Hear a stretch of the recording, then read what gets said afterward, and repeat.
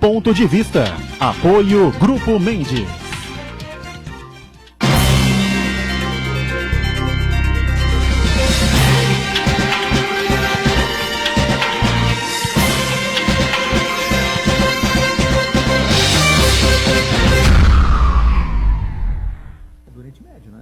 Olá, estamos começando mais um Ponto de Vista, sempre ao vivo aqui pela Santa Cecília TV, muito mais informação, muito mais debate para você, né? Sempre trazendo aí as principais figuras da Baixada Santista e do país, para a gente debater e discutir os assuntos que formam aí o nosso dia a dia, né? Os temas das nossas pautas, educação, meio ambiente, saúde, o transporte, a segurança pública, especialmente com espaço maior nesta edição. E, claro, ainda acompanhando as buscas que vêm ocorrendo, vêm sendo pilotadas aí pelo Corpo de Bombeiros, na parceria com a Defesa Civil aqui de Santos, de Guarujá, enfim, né? São Vicente já é uma situação mais controlada nesse momento, Santos também, né? E Guarujá ainda com muitos problemas depois da intensa chuva na madrugada de segunda-feira para terça-feira, com muitos escorregamentos, né? Muitos deslizamentos, muitos desabrigados e, infelizmente, mais de 20 mortos até o momento e mais de 20 pessoas ainda desaparecidas, né? Lamentavelmente, a gente repete aqui o que já tem falado, as pessoas desaparecidas, infelizmente, com muita dificuldade serão encontradas vivas, né? A gente sabe disso, né? Então, mais uma vez, a gente se une aí às preces, né, das pessoas aqui das cidades, da nossa região metropolitana, nessa tragédia que se abateu sobre todos nós, né? As doações continuam sendo feitas aqui na Universidade de Santa Cecília, no Fundo Social de Solidariedade, alguns outros postos. Aí você pode se informar aí pelos principais jornais, né, pelas redes sociais e dar a sua colaboração aí, colchões, roupas de cama, roupas em geral, né, água, alimentos, enfim, o que for possível para ajudar e colaborar nesse momento. E as pessoas estão recebendo aí, claro, o suporte aí das prefeituras junto com o governo do estado, para serem abrigadas, né, nos locais aí onde ocorrerem essa possibilidade. De segunda a sexta, você confere sempre aqui pela Santa Cecília também, a partir das 8 da noite, a reprise, né, do nosso Ponto de Vista, para você conferir também. Muito prazer nessa edição, recebendo um amigo, né, um grande repórter policial, advogado também na área criminal, Márcio Harrison. Satisfação em tê-lo a bordo aqui com a gente. Tudo bem, Márcio? Muito boa tarde, Boturão, muito boa tarde a todos. É uma honra muito grande estar nessa casa, né? Santa Cecília TV.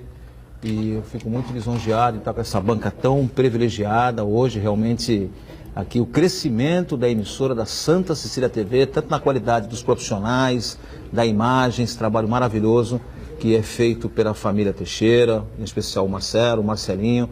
E eu tenho muita honra de estar aqui nessa casa para debater os assuntos pertinentes da nossa região. Muito bem, obrigado ao Márcio por estar conosco e muita satisfação também em receber mais uma vez, né? O Armando de Mato Júnior está participando com a gente mais uma vez, sempre colaborando conosco, e uma satisfação tê-lo a bordo novamente. Tudo bem, né, Armando? Tudo bem, tudo jóia, Boturão, prazer estar aqui com vocês, com os amigos, em especial o Márcio Harrison, a primeira vez que participo, não na condição de entrevistado, né, Márcio? Márcio, tive a oportunidade de ser entrevistado por ele várias vezes durante o curso da vida, da minha carreira, e hoje ao lado dele aqui, um brilhante advogado, um grande amigo, um grande irmão. Um abraço a todos, ao Santana, a você e aos telespectadores. Marcos Santana lá na ponta, acompanhando sempre as redes sociais, as transmissões que fazemos aqui do Ponto de Vista e a sua participação, que é sempre muito importante aqui conosco. Tudo bem, Santana? Tudo bem, boa tarde a todos. Realmente é muito bom reencontrar o Márcio Harrison, colega de profissão, amigo.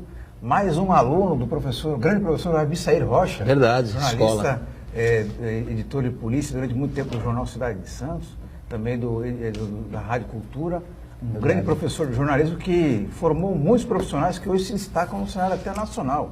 Vou citar aqui o Márcio Harrison, Eduardo Veloso, o editor de polícia da Tribuna, Marcelo Oliveira, que hoje faz grandes coberturas no portal UOL, o Alexandre Mota, que hoje é o apresentador do programa Balanço Geral, lá em Porto Alegre. Eu mesmo, trabalhei um bom tempo com o Abissair Rocha, um grande professor, e o Márcio Harrison, um grande amigo dessa época também.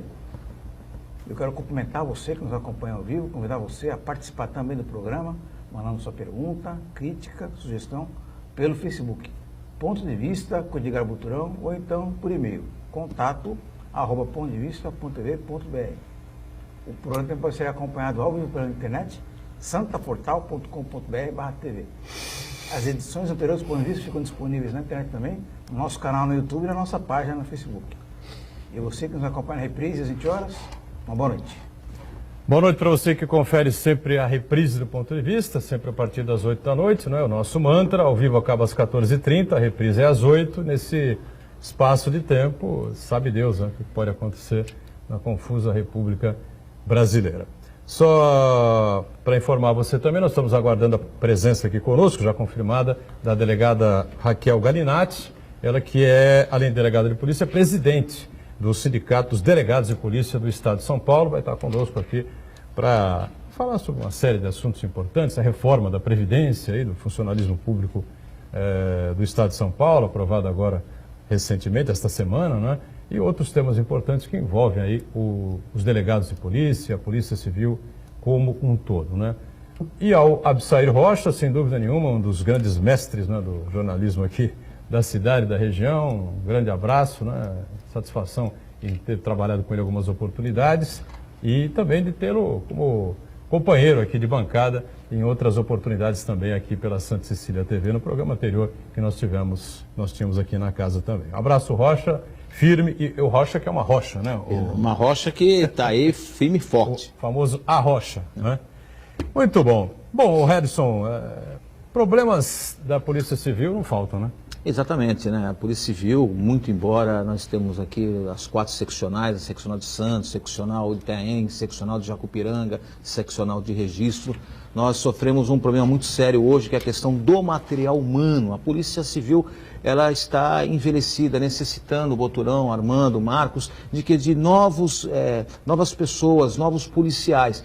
E a gente depara com essa situação constantemente, muito embora o próprio delegado-diretor do Departamento de Interseis, Dr. Manuel Gatto, e os seccionais, eles tentam de alguma forma reivindicar junto ao governo do Estado, à Secretaria de Segurança Pública, ao secretário de Segurança, ao delegado-geral, o material humano. Existem problemas de uma viatura ou outra, de um prédio ou outro, existe, mas o maior problema hoje elencado da nossa Polícia Civil, Boturão, é justamente o quê? O material humano. Existem delegacias que estão funcionando com 3, 4, 5 policiais para atender o plantão. Os policiais têm que tocar inquérito, o escrivanato, que realmente tocar os inquéritos policiais, a investigação, até porque 99% dos inquéritos policiais são base para o oferecimento da denúncia por parte do Ministério Público, que é o fiscal da lei e o titular penal. Então a gente percebe essa deficiência.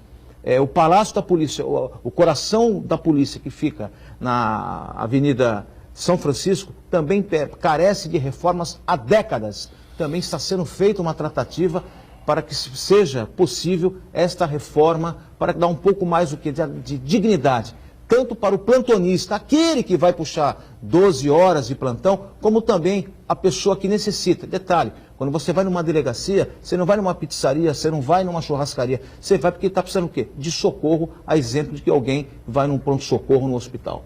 A coisa do Palácio da Polícia realmente é uma coisa que impressiona a gente, né, Armando? Muitos anos, eu observo aqui as palavras do meu amigo Márcio Herson, que conhece do assunto, que tenho certeza que é uma das poucas pessoas que conhece todas as delegacias da região, até pelo trabalho dele de jornalista, hoje advogado, diga-se de passagem, brilhante advogado. Então, o Palácio da Polícia é um prédio que foi edificado e entregue ao Estado nos anos 50, não passou por reforma alguma.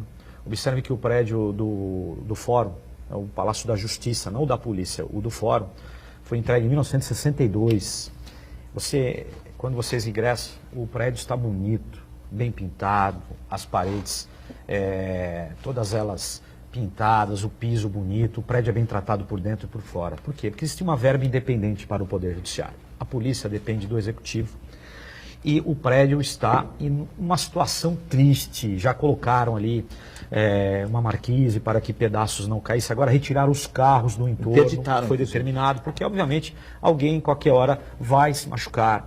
Ali abrigou cadeia no 4º andar, no 5º andar, quando o prédio foi entregue nos anos 50 até os 80. Depois a cadeia pública foi para o térreo, até os anos 90. Hoje não existe mais cadeia pública no prédio do Palácio da Polícia.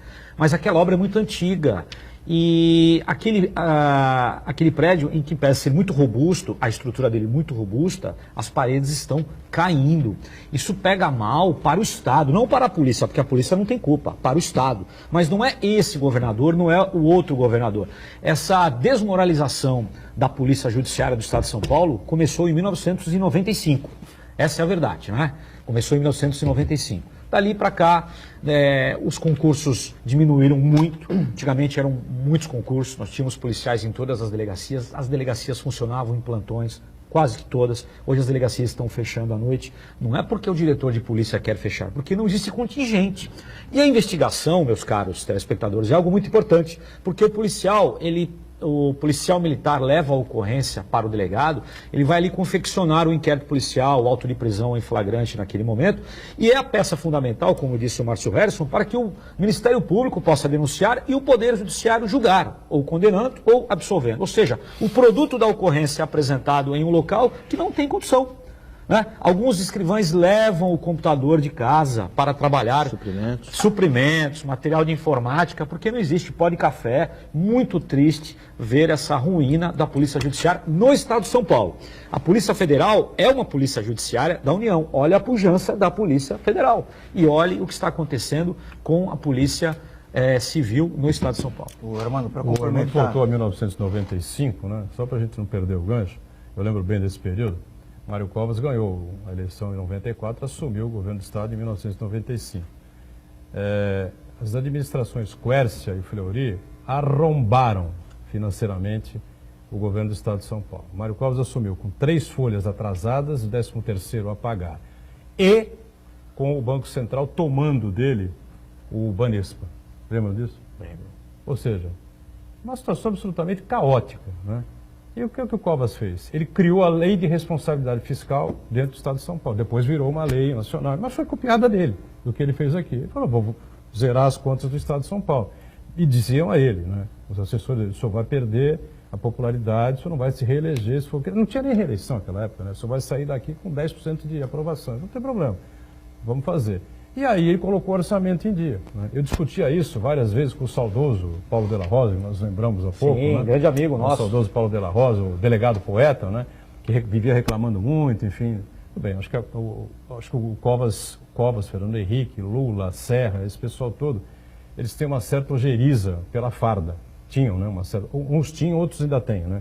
Lula, Fernando Henrique, enfim, o Serra está aí, o Covas foi o único que faleceu, né?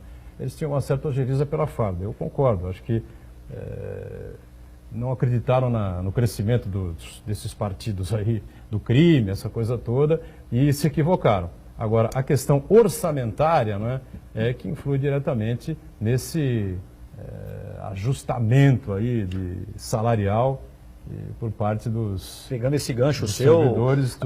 O policial é um servidor. Às vezes as pessoas não reconhecem, não entendem isso. Né? É um servidor. Inclusive, observe, morrendo bombeiros agora, deram a vida trabalhando, né? Exatamente. Pela sociedade. Por nós, pela sociedade. O último grande aporte da Polícia Civil, quem fez foi o Quércia. O Quércia dobrou, à época da sua gestão, o número de delegacias em São Paulo. De 50 passou para 100. Essas unidades mais novas foi o Orestes Quércia que construiu. E o governador querido da polícia foi o André Franco Montoro. Foi o último governador que deu o salário digno à Polícia Civil e à Polícia Militar e aos professores. Foi o último. Daí para frente, piorou. Complicou bastante. Mas realmente a Polícia Judiciária, em especial a Polícia Judiciária, está esquecida no Estado de São Paulo. Está defasado, há problemas sérios de infraestrutura e problemas sérios de salário. Mas, né, a gente também tem que dar a mão à palmatória, que eu já disse aqui 1 milhão de vezes, né? Não fosse o pulso firme do Covas, do Alckmin, do Serra, eu não sei se o Estado de São Paulo estaria na situação que está hoje, né? Porque poderia estar igual ao Rio Grande do Sul, Minas Gerais, é uma situação complexa, né? Que a gente vive. Agora, há que se fazer alguma coisa realmente para recuperar, já devia ter sido feito, indiscutivelmente, para recuperar a Polícia Civil, a Polícia Militar nem tanto, né? A Polícia Civil principalmente. Mas também tem clarões, viu? Clarões, eu posso, pra você ter uma ideia, da Polícia Militar. Se você for analisar o número de afastamentos de policiais que reformaram, que ficaram doentes, ou por algum motivo administrativo deixaram a corporação, dá quase um batalhão na nossa região. E detalhe, Foi criado, a questão uns 3 anos atrás, o BAEP, que é o Batalhão de Ações Especiais Policiais. Mas para criar o BAEP, o que foi feito? Boturão, Armando, Marcos, vamos tirar um pouquinho de cada batalhão. Por exemplo, Santos, tira um pouquinho do 6º Batalhão, tira um pouquinho do 39 São Vicente, tira um pouquinho do 45, que é Praia Grande, tira um pouquinho do 29, que é lá Mongaguá e tem Peruíbe. Aí você monta um batalhão que, na realidade, não foi feito um concurso público para colocar novos policiais. Não. Tira um pouquinho daqui, tira um pouquinho daqui, fabrica um novo batalhão. Nós temos 7 batalhões na região, porém, com vários afastamentos. Se você for analisar o número de afastamentos de pessoal que já saiu, dá só aí mais de 500 policiais, um batalhão da região a menos. Porque a conta não fecha, lamentavelmente. Não fecha. Diga, o Santana. Só para a gente ilustrar exatamente o que o Márcio Harrison está falando com relação à defasagem do efetivo da Polícia Civil, o próprio sindicato dos delegados da Polícia Civil do Estado de São Paulo fez um levantamento no dados de julho de 2019. A defasagem 33% do efetivo. Naquela ocasião havia 27.950 profissionais, quando na verdade o quadro, para estar completo, deveria ter 41.912 profissionais. Em alguns DINTERs, alguns departamentos regionais da Polícia Civil, a defasagem chega até 54%. Então, quer dizer, aí você percebe que a falta de pessoal para atender a população, para dar encaminhamento aos inquéritos, é muito grande. E teve uma situação que foi nuclear, que é a questão justamente da proporcionalidade e da paridade. Muitos policiais perceberam, opa, se eu não sair até agora, eu vou ter que ficar mais tantos anos, eu sei que a gente vai discutir esse tema aqui dentro, o que vai acontecer? Muitos policiais entraram na justiça ou pediram mesmo, deu tempo, deu, então vamos pedir para você. Então teve uma verdadeira saída em massa, né, por parte de policiais, eu digo, investigadores, escrivães, delegados, todas as carreiras policiais. Porque, olha, se eu ficar, o que vai acontecer? Vou ter que me aposentar com 65 se eu for homem e 62 se for mulher. Então o que acontece? Aí mais de 5 mil policiais, já era defasado, já tinha menos policiais. Consequentemente, o clarão ficou maior. É um problema complexo, né, que a gente vem acompanhando aí há muito tempo, um problema que envolve aí as duas polícias, né? Mas o que fizeram os governos do PSDB? Vamos voltar no Covas lá atrás, que foi o pontapé inicial para tudo isso. Então, vamos reajustar todo mundo, vai todo mundo ganhar um pouquinho e o Estado vai continuar andando. Vai continuar andando. Agora, o Romeu Zema, por exemplo, governador de Minas Gerais, deu 40 e não sei o que por cento de reajuste. O Estado está completamente quebrado. Ele não conseguiu pagar nem as folhas anteriores ainda, estão divididas, parceladas e tal. Vem pagando do jeito que pode e tal. E deu um reajuste desse para a Polícia Militar. Isso aconteceu em São Paulo em alguns governos passados. No último dia de um determinado governador, na caneta, vou reajustar o salário da polícia. E o novo governador, que não tinha o cofre praticamente vazio, teve que assumir. Mas como é que eu vou pagar se numa canetada deu e eu vou ter que cumprir? Como? Com que dinheiro? Aonde eu vou tirar? Essa lei não permite mais, né? Mas aconteceu em governos passados. Aconteceu coisas desde 2000, absurdas. com a lei de responsabilidade fiscal, isso não pode mais ser feito, né? Você corre o risco de ser processado e essa coisa tu tem que responder por isso. Agora, o cara dá 40% de reajuste. Eu acho que a Polícia Militar de Minas Gerais devia ter 100% de reajuste. Só que como é que vai fazer? E os professores, e o pessoal da saúde, e aí?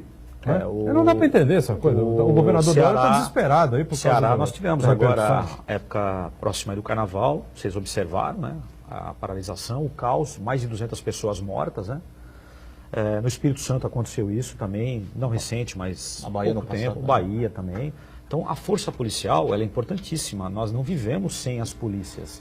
A polícia não é a polícia militar, o policial militar é a polícia rodoviária, é o corpo de bombeiro, é o policial militar que faz o patrulhamento no entorno das escolas, no centro da cidade. O IML não é da Polícia Militar, né? Civil, né? É da Polícia Civil e é uma superintendência. Antigamente, o médico legista e o perito era totalmente vinculado à Delegacia Geral de Polícia. De 2000 e alguma coisa para cá, não mais. É uma superintendência técnico-científica, mas pertence ao Estado. Isso é imprescindível para que nós possamos ter uma vida tranquila, de sairmos à rua.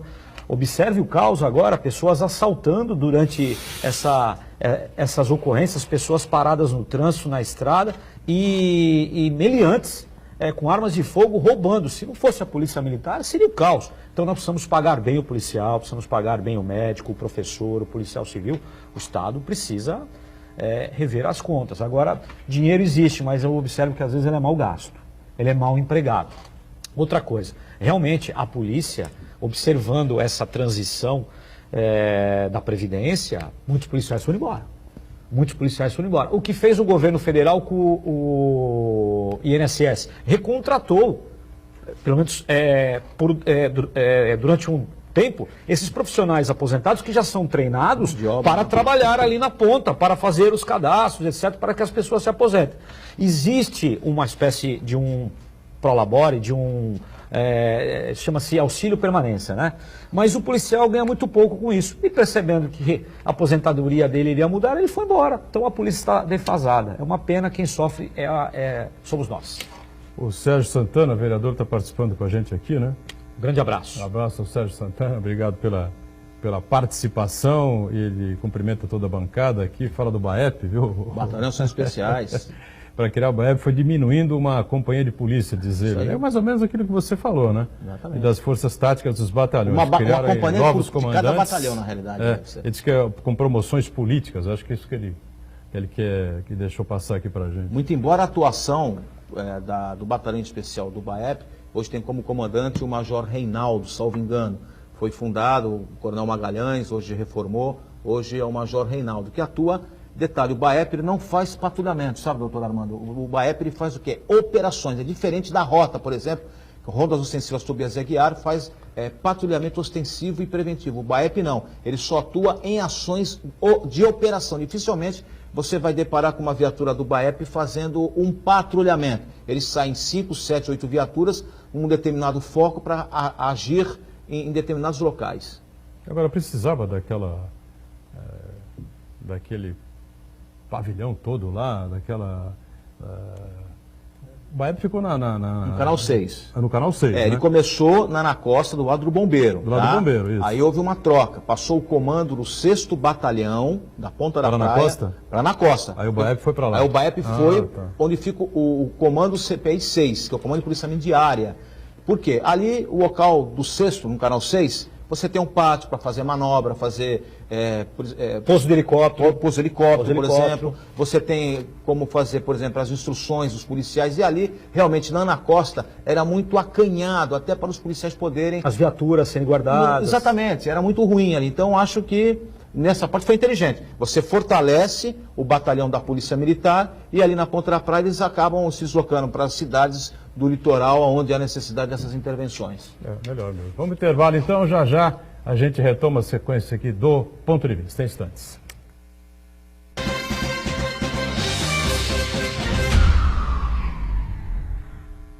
O mundo hoje é rápido. É preciso estar a favor do tempo, perto de tudo para viver melhor. E se no conceito espaço esse lugar tivesse a sua cara, o seu jeito e seu estilo?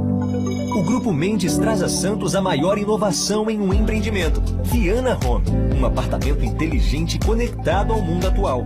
Vida digital ao lado da vida real, onde os espaços da vida urbana se encontram no mesmo lugar. Rua Lobo Viana, 19. Vendas 3513-3199.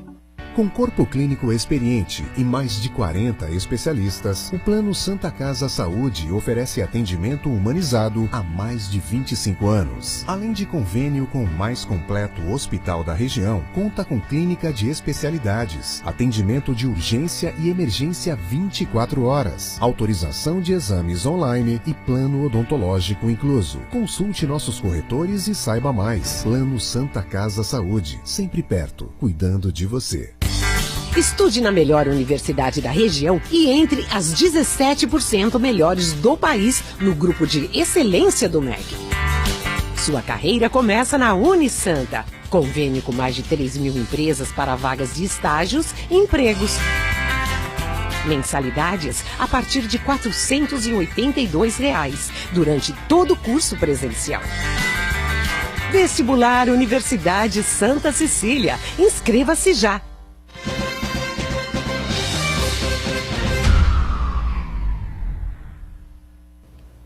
Muito bem, sequência do Ponto de Vista com o nosso companheiro Márcio Harrison, jornalista e advogado da área criminal, o Armando também, advogado da área criminal, Armando de Matos Júnior, Marco Santana acompanhando aí as principais informações, e uma delas é aqui pelo Santa Portal, né? com muitas informações, né? O Santa Portal remodelado aí com o Gustavo, enfim, e trazendo sempre informações em cima. Lamentavelmente, as informações, claro, né, não são positivas, são ruins nesse momento, mas lamentavelmente a gente é obrigado a dá-las, a passá-las ao telespectador, né? O número de desaparecidos da tragédia que nos abateu aqui na Baixada Santista subiu agora para 43. 43 ainda, hein? E já com 27 corpos que foram encontrados. Portanto, 27 pessoas mortas e 43 desaparecidas, né? Lamentavelmente, esse número vai crescer além do que a gente imaginava, viu? É uma pena, mas choveu demais e os locais, as moradias em locais de risco, né, são sempre um problema. Os municípios têm que fazer aquele chamado congelamento, né, como Santos fez, Cubatão fez também, né, naquela guerra do governador Serra com a ex-prefeita Márcia Rosa. Márcia Rosa era contra, não queria e tal. Graças a Deus e por sorte dela, o santo dela é forte, não aconteceu uma tragédia dessas nos Bairros Cota durante a gestão dela como prefeita de Cubatão. Mas o governo do Estado de São Paulo, nós estávamos aqui criticando, Boturão, quando precisa falar bem, o governo do PSDB recentemente retirou várias famílias dos bairros Cota e construíram apartamentos lá embaixo, Cubatão. As pessoas saíram do bairro Cota, que é extremamente perigoso. Isso é tragédia anunciada. Alguns foram para Itanhaém. Alguns foram para Itanhaém. Tinha essa bronca, tudo bem, reclamação, meu Deus do céu. Dos males o menor. Mas o governo se mexeu. Dos males o menor. Você perder, sair de uma moradia no bairro Cota de Cubatão, você vai morar num local digno. Sem risco. Itanhaém. Tudo bem, eu sei que é distante. Você mora em Cubatão, você é de Cubatão, está acostumado ali com o Cota, a família, aquela coisa toda, trabalho. Mas é local perigoso. Oh, meu Deus do céu. E a ex-prefeita teimava e batia contra e torpedeava, não é? Quero voltar um pouquinho na história aqui, que alguns santistas não têm ciência disso. Em 1929, Márcio Harrison, em 1929, para ser exato, preciso, dia 10 de março, portanto nessa época aqui, 10 de março de 1929, ali no Monte Serrat, o cassino do Monte Serrat, aquele prédio que nós conhecemos, aquele Monte Serrat desabou. Desabou. Quem chega ali no Centro Santos vê uma parte branca concretada, ali é um desabamento. Aquilo caiu, é a cicatriz de 1929, portanto quase 100 anos. E em que lugar da cidade essa montanha de entulho caiu? Por cima da Santa Casa, que alguns não sabem, a Santa Casa era edificada onde hoje é o túnel Rubens Ferreira Martins. Tem a Santa lá, inclusive. Foi construído em 1950 o túnel. Em 1929 desabou. Então, esses eventos de tempo em tempo acontecem. Não segura, ali é uma mata auxiliar. Nós ficamos ali jogando lixo, o chorume come toda a vegetação, a terra fica instável, chove e cai. É fato. Pouco do poder público, que permite essas construções, não faz o congelamento, tira as pessoas, precisa verificar se não vão voltar lá, por a guarda municipal para não deixar, e pensar em edificar prédios, moradias ou casas, não importa, para que essa população não volte ao local de risco, porque acontece. Então, um pouco é culpa do poder público. Estamos todos aqui enlutados, a cidade toda, todos nós tristes. É uma semana muito difícil para nós todos, né, conviver com isso. Lamentavelmente, ele não quis falar, mas nós vamos passar de 50 mortos. Vamos passar de 50 mortos. Os corpos ainda não foram localizados, oxalá que encontrem pessoas com vida. Cada minuto que passa fica mais difícil, mas isso vai mexer com a nossa cidade, com toda a nossa região, um pouco do poder público e um pouco da população também. Olha, pouco de eu culpa. acho que mais, viu? Porque são 43... Mais de 60. Mais de 60, falei 50. 70. Nós temos 27... Já, no primeiro momento, né? 27 comprovados. E detalhe, pelo que eu pude acompanhar... 43, viu, Harrison? 43 agora desaparecidos. Você somada 70... Redondo. 70 pessoas... como eu disse no programa, os 43 desaparecidos não podem de pronto serem apontados como óbitos, né? Mas o que a gente vai falar? né? Infelizmente, a chance de terem falecido, de terem ido a óbito é gigantesca. Estamos falando das vítimas fatais e tem também aquelas famílias que perderam completamente as suas moradias, tudo, né? que estavam em área de risco ali. A pessoa que vai morar numa área de risco, ela não vai morar porque ela quer, porque acha que a vista ali no morro é bonita. É por Não tem opção 2, né? É absoluta necessidade. Até pelo nome do lugar, né? Defesa, né? Quem quer morar num lugar chamado Morro do Macaco Molhado, até como referência, né? Pra você ter uma ideia, Armando, Boturão, Marcos, eu estava acompanhando hoje de manhã as buscas, muito embora o trabalho heróico dos bombeiros, que realmente, tanto é que 2 deles morreram para salvar pessoas que eles jamais conheciam. O que acontece? Os bombeiros estão de forma ininterruptamente, 24 horas por dia ali, atuando para tentar agilizar. Achar um sobrevivente, que é cada vez mais remoto, mas pelo menos dar um sepultamento digno àquelas pessoas que ali estavam. Porém, os bombeiros tiveram também algumas dificuldades. Faltaram durante a noite, horário noturno, Armando, Iluminação, né? A iluminação. Quer dizer, uma coisa tão pequena, gente. Os bombeiros heroicamente com lanternas ali, tentando, porque não tinha um refletor, gente. Será que a prefeitura de Guarujá, a prefeitura das cidades não conseguiam um refletor? Quando tem um evento, uma cidade faz aniversário, colocam de tudo, até refletores colocam. Será que não podiam arrumar de forma rápida os refletores para que o trabalho fosse ininterrupto? E mais, doutor Armando, e mais, Boturão, Marcos, será que não potencializaria a possibilidade de encontrar algum sobrevivente? Porque os bombeiros não redavam pé de lá, inclusive aqueles que já estavam cansados, quase 24 horas trabalhando. Muitos se recusavam a sair dali. Não, eu só saio daqui quando encontrar sobrevivente ou mais corpos. Parabéns aos bombeiros, um trabalho Parabéns. hercúleo, muito bonito mesmo. A cidade, a nossa região precisa agradecer ao Corpo de Bombeiros, né? E a Defesa Civil, né? E a Defesa Civil. Sim. E a própria população que está ali, pessoas cavando, pessoas que não têm conhecimento nenhum, estão sendo guiadas, monitoradas e auxiliadas pelos bombeiros, fazendo um trabalho muito bonito para tentar tirar alguém com vida. Nós sabemos que a cada minuto que passa fica mais difícil, Sim. mas realmente faltou um pouco de infraestrutura, quando há uma obra, né? Eles querem trabalhar, entregar a obra rápido, tem lá A entrada de iluminação. Santos, quantos A entrada de refletores Santos. tem lá? Tem lá quantos refletores? Levar esse equipamento para lá, para que as pessoas possam tentar, e vamos rezar para que isso aconteça.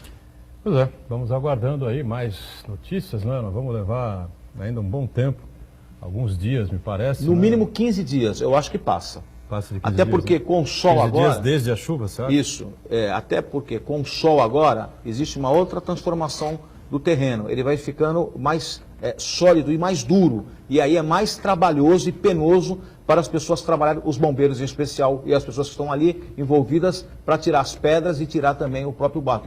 Ele vai secando ou ressecando e fica mais difícil. Muito bem. Olha aqui, o dólar batendo a 4,64, hein? O euro 5,5. O euro 5,5.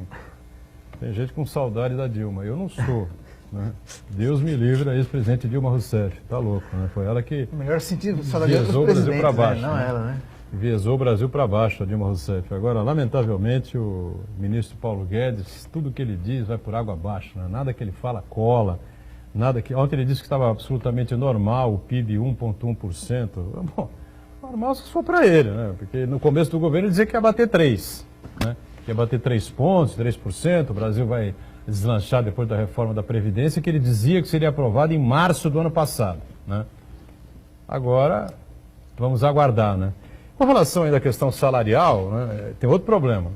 Uma vez nós discutimos algumas coisas, o prefeito Paulo Alexandre estava no programa, né, eu levantei algumas coisas em relação ao governo do Estado e ao governo federal, e ele respondeu, foi bem direto, ele disse o seguinte, quando você está do lado de fora, né, querendo se eleger, você fala tudo. Estilingue, né? Vira estilingue. Você estilingue, você fala tudo, né? Tudo é possível, aumentar salário, né? Melhorar as condições de trabalho e tal. Quando você senta na cadeira, pega a caneta na mão e as contas começam a chegar, você percebe que você falou uma série de bobagens, né?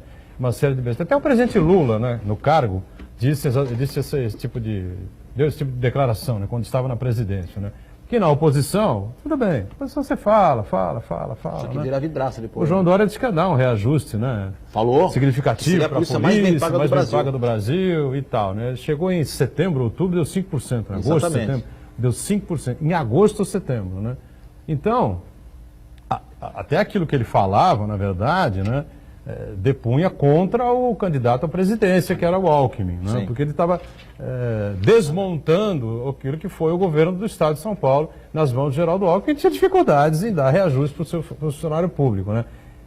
Aí o João Dória sentou na cadeira, pegou a caneta na mão, amigo. O buraco é muito mais embaixo, a conta não fecha de jeito nenhum. O reajuste foi lá para frente, de 5%, os policiais paralisaram, né? Os policiais no ano passado, ameaçaram as 2 polícias, né? Sim. Fazer uma paralisação. Né? Tivemos alguns episódios, os sindicatos, inclusive, as associações, para tentar aí realmente um reajuste para que não acontecesse o pior. Como disse agora há pouco o próprio doutor Armando. Veja o que aconteceu, por exemplo, na Bahia, o que aconteceu agora no Ceará. A polícia parou para a segurança, para o turismo, para tudo. Comércio para tudo. Faculdades. As faculdades, quer dizer, é um problema que não tem como, congestiona. É a mesma coisa que tiver com problema de saúde, eu não consigo mais gerenciar minha própria vida. E as mortes em Fortaleza, na grande Fortaleza? Contaram até 200 contabilizados, depois pararam de contar para não passar para a imprensa um número verdadeiro. No Espírito Santo a mesma coisa, na Bahia, né? E vocês observem quando aconteceu aquele problema aqui em 2006, o telespectador que, né, lembra-se, que o PCC tomou conta das cidades, né? Foi o caos, ninguém saía. Só na ameaça, né? Na ameaça.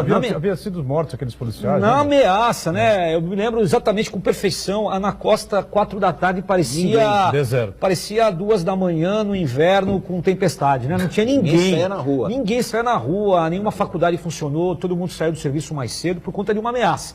Então o mundo parou, né? O mundo parou de girar. A polícia é importante... Senhor governador, senhores prefeitos, senhor presidente da República, não adianta só falar que vai aumentar, tal. Precisa dar infraestrutura para a polícia, condição de trabalho. Falo polícia, funcionário público em geral, o professor também está passando necessidade. É inadmissível um professor ter 3 turnos de trabalho, de manhã, de tarde, depois voltar para a escola à noite e ganhar o que ganha. Inadmissível, o número de afastamento por problema psicológico. Nós vamos tratar bem o professor, tratar bem o médico, o policial, né? Todo tipo de funcionário público. Lógico que a máquina será enxuta daqui para frente, nós temos aplicativo, temos uma série de coisas que vai dificultar a criação de novos postos de trabalho, isso é fato. Observe os bancos. Os bancos estão secando, diminuindo, agências bancárias estão sendo fechadas. Mas alguns serviços não há como diminuir, precisa aumentar. Dentre eles, segurança pública. Com relação a isso, eu acho que o mais importante, né, é o candidato falar a verdade, porra. A verdade. O Alckmin estava no limite do orçamento dele. O Márcio França assumiu lá no limite do limite, não tinha como, não tinha mais uma moeda para dar para funcionário público nenhum. Infelizmente, quem é que não quer que um policial saia na rua ganhando 15 mil reais por mês? Minimamente, para tocar tiro com bandido, Harris, para subir em morro. Mas tem algumas profissões... todo mundo quer. Tem algumas profissões que são agora, se o cara falar a diferenciadas. verdade, se ele disser a verdade... O sujeito fica à vontade. Eu vou largar a polícia, porque não dá, não tem condição, né? Não dá para botar comida em casa, infelizmente. Mas é o Estado. Mas não adianta, a conta não fecha. Ué, você acha que são 5, 6 governadores seguidos passando por essa mesma situação? Quer dizer que nenhum deles quis dar reajuste. O Dória não quis dar reajuste para a polícia. Algumas alternativas, ser atacado aí por todo mundo. Algumas alternativas foram feitas, inclusive com alguns projetos do DGEM. Faliu, quebrou. Que as prefeituras, algumas prefeituras que têm uma saúde financeira melhor... Para você ter uma ideia, tem prefeituras, o Boturão, que tem condição, tem saúde financeira para manter uma guarda municipal. Mas tem muita prefeitura que não tem saúde financeira e quer ter a guarda municipal, porque é caro a guarda municipal. O que acontece? Ao invés de investir numa guarda municipal que não tem saúde financeira, é melhor você investir aonde? Na sua polícia civil, na sua polícia militar. Para quê?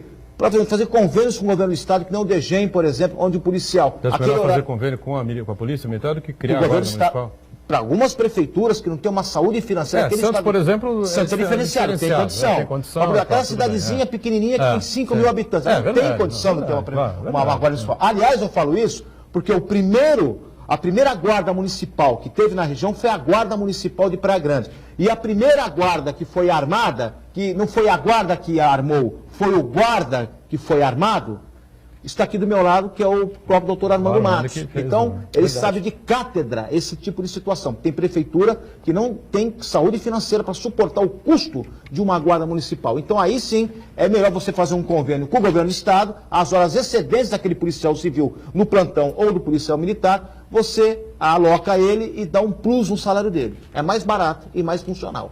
O Paulo Guedes fala muito, né? E eu acho que ele está absolutamente certo. Veja bem que eu não sou. Tem cara que manda e-mail aí para o Santana ler, me criticando e tal. Veja que o que a gente acha correto, a gente procura destacar também. Então eu acho corretíssimo quando o Paulo Guedes diz que é melhor os estados e os municípios com dinheiro do que os ministérios ricos e os municípios e os estados completamente, né, quebrados. Eu acho absolutamente correto o que ele fala. Eu só acho que ele é incompetente na forma de colocar isso em prática, de tentar colocar isso em prática, né? Porque isso demanda uma perda para o governo federal, não só de receita, como de poder também, né? Consequentemente o Congresso, consequentemente outros poderes da República, enfim. Agora, enquanto a gente não virar esse filme aí, ô Armando, fica muito difícil, você vê. O que diz o Harris é absolutamente correto. Como é que vai uma cidade pequena? Sim. Não digo de 5 mil habitantes, cidade Sim. de 40, 50 mil habitantes, com orçamento aqui no gargalo, vai criar uma guarda municipal? Não tem cabimento. Agora, a gente tem que inverter essa pirâmide orçamentária. Não Sim, só, até porque, como não tem dizia saída. André Franco Motor, as pessoas não vivem no Estado e na União, vivem nos municípios, né? Então o dinheiro precisa ficar centralizado aqui, nós precisamos do serviço aqui, na ponta, o quê? O hospital, a escola, a segurança pública. O dinheiro aqui, esse dinheiro poderia ser revertido, repassado para essas forças, para que nós tivéssemos mais condição. De quê? No primeiro momento, segurança. Olha aí a importância da segurança, o bombeiro, o policial militar, o professor. Nós aqui na ponta é que sentimos. Agora o dinheiro vai todo para a União e depois ele volta. Mas volta filtrado, né? Bem filtradinho, ou seja, volta quase nada. Observe a Santa Casa, que recebe dinheiro do SUS, né? Aliás, que faz serviço de SUS e recebe dinheiro, repasse. Está sempre faltando dinheiro. Ali o cobertor sempre curto, né? É uma pena nós observarmos que os serviços, as instituições, né, aquelas que nós precisamos realmente, estão na situação de penúria. Começamos a falar da Polícia Civil, da cidade de Santos, região, mas outros órgãos também. A educação, a saúde, faltando médico, faltando equipamento, né? Pessoas morrendo porque quando elas vão para o hospital fazer aquele exame que estava marcado há 4 meses, 5 meses, um dia tem enchente, o hospital fecha, remarca, depois de 4 meses a pessoa morreu, 8 meses a pessoa morreu. Então é uma pena, muito triste. Alguma coisa aí, Santana? Isso, Valdomiro Trento participa com a gente aqui e ele pergunta sobre a unificação das polícias, Polícia Civil e Militar, em todos os estados, com um único órgão controlador, aliados a uma única identificação nacional. Para o cidadão, se tornará a segurança pública mais ágil, mais efetiva e com melhor aplicação de recursos. Não dá, né? Eu acho que não tem nada a ver, porque é o seguinte, as duas formações são completamente distintas. A função da polícia... Qual é o nome do telespectador mesmo, Marcos? Valdomiro Trento. Valdomiro, a função da Polícia Civil, o que é? Ela é ostensiva. Ela é polícia de patrulhamento. Ela serve para quê, Valdomiro?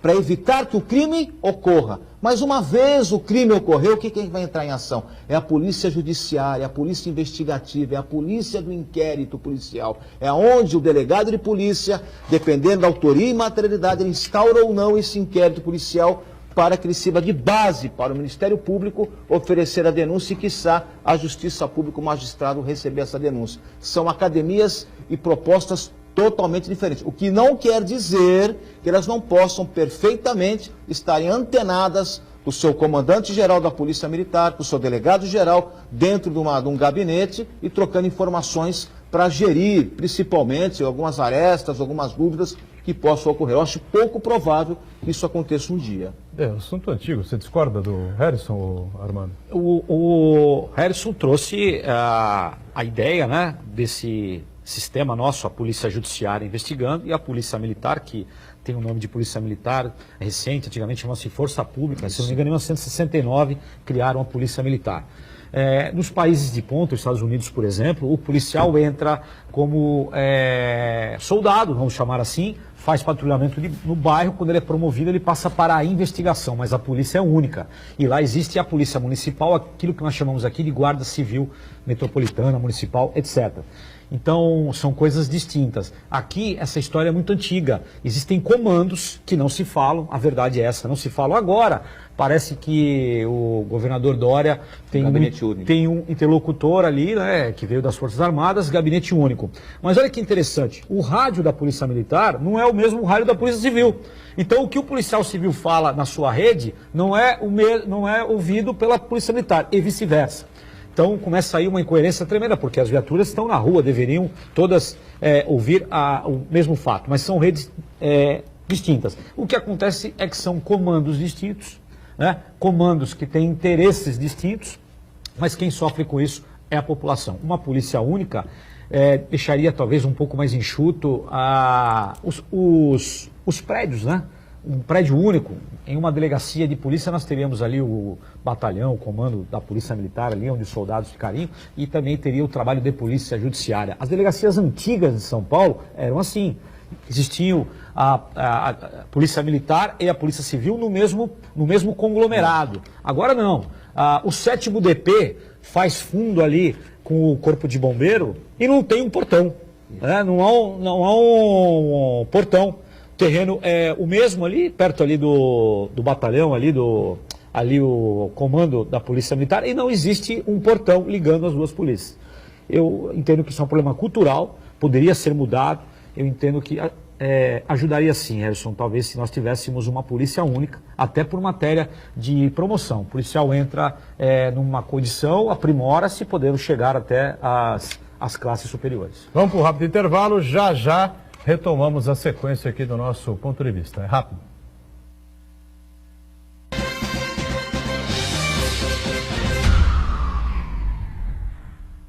O mundo hoje é rápido. É preciso estar a favor do tempo. Perto de tudo para viver melhor. E se no conceito espaço esse lugar tivesse a sua cara, o seu jeito e seu estilo? O Grupo Mendes traz a Santos a maior inovação em um empreendimento. Viana Home, um apartamento inteligente conectado ao mundo atual. Vida digital ao lado da vida real, onde os espaços da vida urbana se encontram no mesmo lugar. Rua Lobo Viana, 19. Vendas 3513-3199. Com corpo clínico experiente e mais de 40 especialistas, o Plano Santa Casa Saúde oferece atendimento humanizado há mais de 25 anos. Além de convênio com o mais completo hospital da região, conta com clínica de especialidades, atendimento de urgência e emergência 24 horas, autorização de exames online e plano odontológico incluso. Consulte nossos corretores e saiba mais. Plano Santa Casa Saúde, sempre perto, cuidando de você. Na esquina mais simpática do Canal 4 em Santos, o Carolis Bistrô Wine Bar une o conceito de bar e restaurante no mesmo local. Aperitivos e porções, massas, risotos, saladas e grelhados exclusivos. Sobremesas magníficas. Carta de vinhos com mais de 35 rótulos, nacionais e importados. Aproveite também o almoço executivo a partir de R$16. Carolis Bistrô e Wine Bar. Siqueira Campos 462 Santos. Reservas 997600462.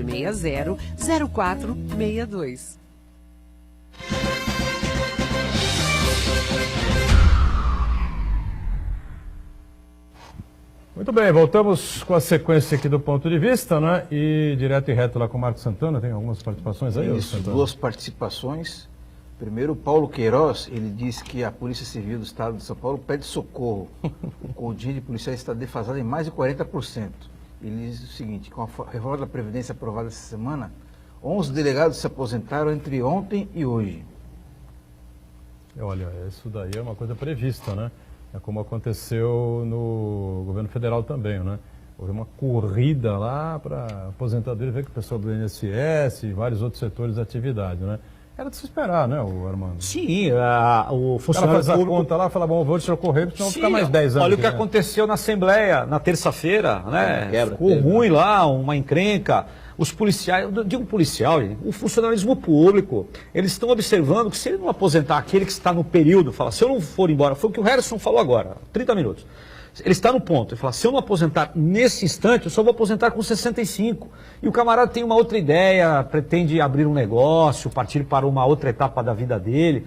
E é um tempo ali importante, dos 50 aos 65, né? Muita coisa altera-se nesse espaço. Até planejou a sua vida para isso. Até planejou a vida. Aí no meio do caminho muda. Ah, mas está aposentando muito cedo. Mas o plano era esse no passado. Agora veio o governo e altera. E alteraram tudo.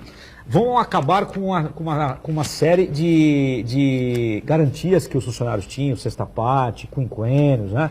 Tempo de aposentadoria. funcionário homem vai aposentar com 65, mulher com 62. Tudo bem que a população hoje vive mais, tal, mas dali para frente, né, para os novos. Agora você pegar esse pessoal já da ativa, com tempo de aposentadoria, já com a vida planejada, tudo certo, entendo que foi uma tremenda covardia, né? Mas existe o outro lado também, do lado financeiro. Financeiro, a conta só que não foi feita de forma precisa. Virou um problema e esse Paulo, né? Paulo Queiroz falou que 10 delegados, muito mais. Tenho certeza, observando o diário oficial do Estado, nós vamos ver Eles muitos. vão acompanhando a situação. Vão acompanhando, né? E eles vão aposentando, não Pelas vão minhas ficar. contas, uns 4 só em Santos. E o que acontece? O governo não abre concursos novos. Não abrindo concursos novos, é uma conta, é matemática. Mais alguém conosco aí, Marcos Santana? O Cláudio Silva, ele sugere que o governo federal envie o exército para ajudar nas buscas, ajudar os bombeiros nas buscas nos morros do Guarujá e Santos. Não, acho que entendo que não. Eu não sou especialista nisso, mas a Polícia Militar, o Corpo de Bombeiro tem capacidade para isso. E ali não é quantidade, né? Ali não é a quantidade de pessoas que vai fazer. Ali são técnicos, né? E o bombeiro, ele é técnico. Então, não entendo que quantidade, quanto mais pessoas ali, não é isso. Não é isso. Olha, eu tinha falado no início do programa que nós vamos receber a delegada Raquel Galinatti, que preside o Sindicato dos Delegados de Polícia do Estado de São Paulo. Ela teve uma dificuldade para chegar aqui a Santos, né? Trânsito, entrada da cidade, enfim. Mas num esforço danado ela conseguiu chegar, vai participar com a gente aqui desse bloco final. Tudo bem, Raquel? Prazer recebê-la. É um prazer, uma honra poder participar aqui do programa, extremamente importante aqui na Baixada de Santista, na cidade de Santos. E quando falamos em segurança pública aqui no estado de São Paulo, infelizmente é um aspecto em que ele está negligenciado ao longo desses mais de 20 anos pelos governos que se passaram. E apesar das propagandas políticas eleitoreiras do atual governador, nós só constatamos que são falaciosas.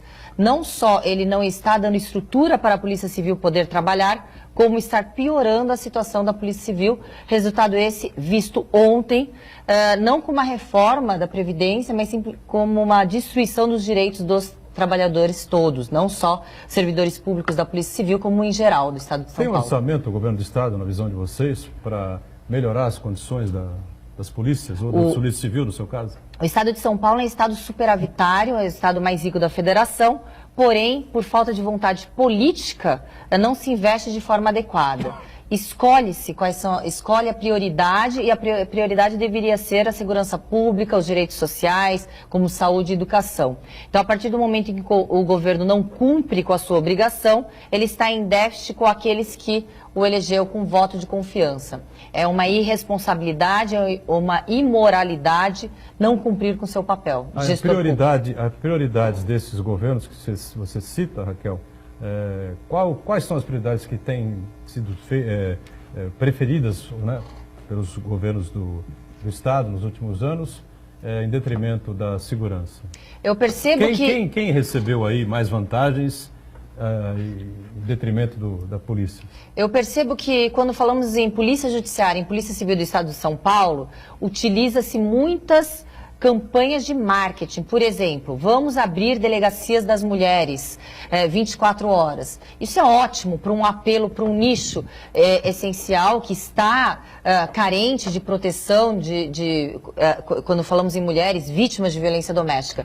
Só que, na realidade, se tapeia a população abrindo delegacias das mulheres sem a contratação de efetivo. Hoje temos um déficit aqui que chega a quase 30%. Um déficit de quase 14 mil policiais civis no estado de São Paulo. Ora, a conta não fecha. A partir do momento que se abrem delegacias de polícia, há necessidade de contratação de policiais. O que ocorre na prática? Aquele policial que ele já é responsável pela sua demanda em 1 ou 2 ou 3 distritos, ele já fica sobrecarregado com mais uma demanda. Então é uma situação em que só se faz para que a população acredite que medidas estão sendo tomadas. Na realidade, são medidas de marketing para fazer propagandas falaciosas. O Márcio Harrison, jornalista advogado, Armando de Matos, advogado da área criminal, Marcos Santana, jornalista, ficam à vontade, querem questionar alguma coisa com a presidente do sindicato? Não, eu concordo com ela plenamente, com a doutora Galinatti, que eu estou tendo a honra nesse momento de conhecê-la, sempre acompanhei a senhora, o seu trabalho. Aliás, é uma luz nova para a Polícia Civil, né? E a senhora falou um tempo, exatamente 94, 95, quando o governador Mário Covas assumiu. Disse aqui o nosso amigo Boturão, muito precisamente, eles não gostavam das polícias. E daí começaram esse sucateamento. A polícia não disse isso. Não. Eu disse que eu reconheço que o Covas, sim, o Serra, o Lula, o Fernando Henrique Cardoso, esse pessoal tem uma não gostavam das polícias. Ojeriza por farda. Possuem até hoje. Polícias. Mas eu digo o seguinte, o Covas pegou o estado de São Paulo completamente destruído pelos governos Fleury e Quércia. Isso a gente prova. 3 folhas atrasadas, 13º a pagar e o Banespa foi tomado. Fosse outro governador, pegava, toma a chave do palácio aí e governa para mim. Mas ele encarou. Repetir nesse programa o último. Fez um ajuste fiscal em São Paulo. Perfeito. O último grande aporte feito para a Polícia Judiciária no estado de São Paulo, quem fez? Foi o governador Quércia, que dobrou as delegacias na cidade de São Paulo, eram 50, passaram para 100 delegacias, né? E o último governador que deu ali um salário digno foi o André Franco Montoro. Daí para frente acabou. E a Polícia Judiciária, a importância dela, o telespectador talvez não tenha noção disso, a Polícia Militar sai na rua, prende, leva para a delegacia, o inquérito, a investigação prossegue dentro da delegacia, não é no quartel da Polícia Militar, e sim nas delegacias. Homicídios não são esclarecidos porque não existem peritos suficientes para fazer levantamento de local, não existem delegados para relatar inquérito, não existem escrivães de polícia para tomar depoimentos de testemunhas. O tempo passa, as provas desaparecem e o crime fica impune. Então é uma pena, esse não investimento, não só na polícia judiciária, digo na polícia científica, no Instituto Médico Legal, falo no Corpo de Bombeiro, falo na polícia rodoviária, falo para os professores, para a área médica também. Essa falta de investimento custa caro, só que quem paga a conta somos nós, os munícipes. Uma pena. Alguma questão com a Raquel Galinatti? Na esteira do próprio doutor Armando, doutora Raquel, a questão, por exemplo, o delegado de polícia, em tese, ele tem um inquérito policial para tocar, tem 30 dias. Muitas vezes o delegado, ele pede dilação de prazos, judiciário mais 30 dias, agora está dando 60, alguns juízes vão até 90 dias. Por quê? Falta a perícia para ser concluída, falta o investigador para cumprir a ordem de serviço, porque o promotor está cobrando. O juiz está cobrando uma oitiva de uma testemunha, mas você não tem como intimar essa pessoa, porque muitas vezes falta recurso. Marcio, quantos inquéritos são relatados por delegados e eles pedem para juntar um laudo XY de local? Depois, ou seja, ele manda a prova para o promotor fazer a denúncia incompleta. Faltando ali, às vezes, um laudo necroscópico, né, que é importantíssimo, é a prova ali, uma reconstituição, um laudo toxicológico, segundo o que é feito, porque não deu tempo, mas ele tem o prazo para relatar, porque a lei determina, e mandar embora para o fórum, nas mãos do promotor, do representante do Ministério Público, mas com a prova incompleta. O que acontece? Na maioria das vezes, esse procedimento volta para a delegacia, né, estufando os cartórios dos coitados dos escrivães que já trabalham assoberbados, e a coisa não anda. O que falta? Investimento maciço na segurança pública. Perfeitamente, porque o delegado de polícia como o primeiro garantidor da legalidade e da justiça e a polícia judiciária como a porta de entrada do sistema de justiça criminal, quando está desestruturada, desestrutura todo o sistema de justiça criminal. Muito perfeito todas as duas colocações, que a demanda que chega até a polícia judiciária não é suficiente para poder dar continuidade, combater, investigar aqueles crimes, aqueles que praticaram os crimes, e nem combater a criminalidade de forma como deveríamos trabalhar de acordo com a nossa potencialidade. Então, a falta de estrutura beneficia quem? A criminalidade. E deixa a população cada vez mais à mercê da criminalidade, cada vez mais desprotegida. Doutora, e a senhora, como delegada de polícia, sabe muito bem disso, a única autoridade que trabalha 24 horas no Estado é o delegado de polícia, com todo respeito, mas o promotor não está no fórum de madrugada, o juiz não está, o defensor público, os advogados não estão. É o delegado de polícia, que às vezes até uma pessoa mais simples vai até lá, não para comunicar um fato criminoso, mas para tirar uma dúvida, né? Às vezes um desabafo, às vezes até levar um fato criminoso à autoridade policial, e o delegado está lá, às vezes cansado, trabalhando a noite toda, mas atende ali o cidadão, conversa. O Estado precisaria investir nesse profissional, que é um garantidor da Constituição, e não está fazendo. Delegada, a senhora falou desse processo de desprestígio constante e histórico no governo do Estado. A senhora percebe que com essa nova mudança de gestão melhorou, piorou ou está na mesma situação? piorou. Porque além de não existir investimento, existe uma propaganda falaciosa para tapear, para enganar a população que algo está sendo feito. Na realidade, está piorando a situação, porque o déficit está cada vez maior de policiais, a falta de investimentos, a estrutura da polícia para que aquele policial quiser trabalhar, ele investe no próprio bolso em manutenção de viaturas, em compra de armamentos e equipamentos. 40% do efetivo da Polícia Civil não tem coletes balísticos. Então a situação realmente está cada vez pior. Agora, o orçamento não é cumprido? E o orçamento das polícias? Não. Ele é desviado para outras funções? Sim. Outras secretarias? Existe uma Isso sobra acontece? de orçamento ilusória, porque não existe o investimento no que deveria ser investido. E daí, realmente, se tira o orçamento da pasta da Polícia Civil do Estado de São Paulo e coloca em outros setores. Raquel Galinatti, a gente ia ter muitos assuntos para falar com você, né? Infelizmente não deu tempo para isso, né? Mas eu queria aproveitar, nós estamos na Semana da Mulher, né? Que você falasse aí do crescimento, né, da mulher nos meios policiais. Um monte de delegadas aí surgindo, aparecendo aí, né, diversas operações, enfim, né?